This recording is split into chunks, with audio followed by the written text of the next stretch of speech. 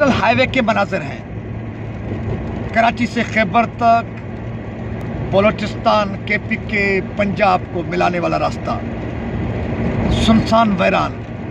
वो इसलिए है कि जरदारी माफिया की जानिब से गुज़िश्ता रोज़ ज़िला नवाबशाह के काजी अहमद और काजी अहमद के साथ साथ नवाब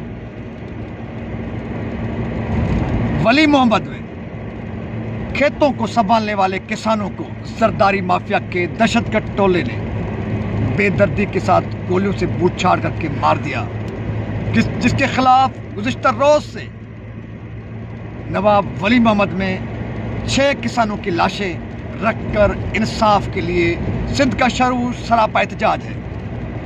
और इसकी वजह से ये कौमी शाहरा सुनसान और वैरान है।